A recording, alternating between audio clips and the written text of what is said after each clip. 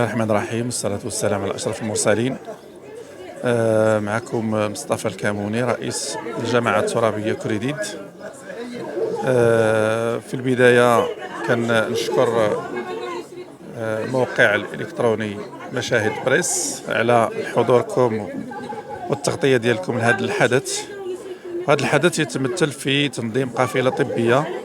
هذه القافلة الطبية منظمة من طرف الجمعية الحسنية بمولاي عبد الله، وجمعية من ولاد غانم، تنسيق مع الجماعة الترابية كريديد، وتحت إشراف المندوبية عملة إقليم سيدي بنور والمندوبية الإقليمية لوزارة الصحة والحماية الاجتماعية.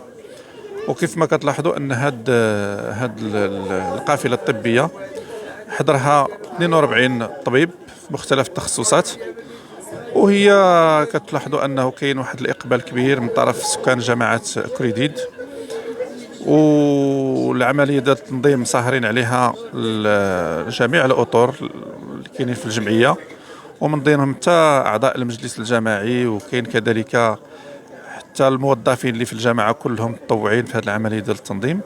والحمد لله أنه كاين واحد الإقبال كبير جدا على هذه الحملة الطبية، واللي كيستافدوا من الناس وأنه كيستحسنوها، وإن شاء الله أنه غادي تكون مبادرات أخرى إن شاء الله في القريب العاجل من أجل تلبية الرغبات ديال جميع الساكنة، وغادي يكونوا تخصصات أخرين.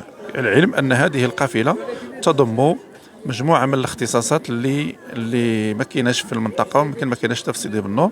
كاين طب العيون، كاين طب الجهاز الهضمي، كاين العظام والمفاصل، كاين النساء والتوليد، كاين البيدياتري ديال طب الأطفال، وكاين الدعم النفسي، وكاين الطب العام، مجموعة من الدكاترة. واللي حاضرين في هذه الأطباء كاين اللي تابعين المستشفى السويسي بالرباط، وكاين كذلك المستشفى ديال الجديدة. ومن هذا المنبر كنبغي نشكر الجميع، كل واحد اللي ساهم من قريب او من بعيد على انجاح هذه المبادرة، ومن ضمنهم كنشكر كذلك الاطباء، وكنشكر كذلك السيد عامل اقليم سيدي بنور اللي وفر لنا كاع اللوجيستيك اللي اساسي، وكذلك المندوب الاقليمي لوزارة الصحة والشباب، لوزارة الصحة والحماية الاجتماعية، وكل من ساهم في إنجاح هذه العملية من سلطات محلية، من سلطات أمنية، الدرك الملكي، وكذلك القوات المساعدة. وتنتم كنعاود نجدد لكم الشكر ومرحبا بكم. تحياتي. بسم الله الرحمن الرحيم. الدكتور الأشعري عادل، مندوب الإقليمي الصحة والحماية الاجتماعية بإقليم سيدي بنور. الحمد لله مرة أخرى تنحطوا الرحال بالعمل الجمعوي وبهذه القافلة الطبية بجماعة كريديد.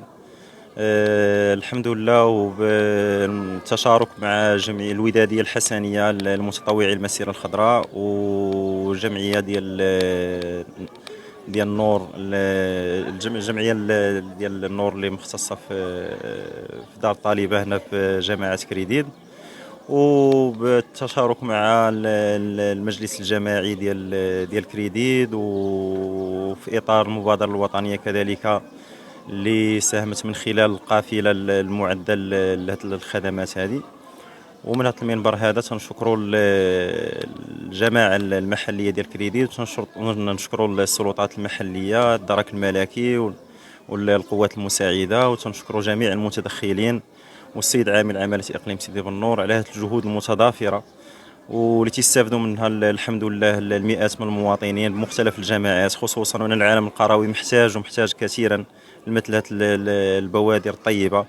وان شاء الله احنا على هذا الدرب يعني مستمرون من اجل تقديم مجموعة من الخدمات الصحية ومزيد من الخدمات الصحية للمواطنين، وشكرا. بسم الله الرحمن الرحيم.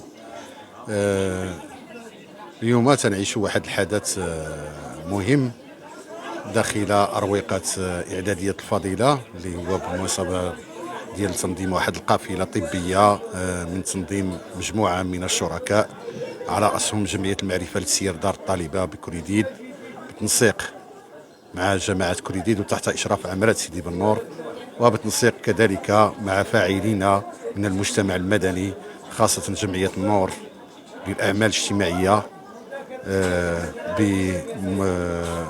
بولاد غانم، وكذلك جمعيات فتح مسيرة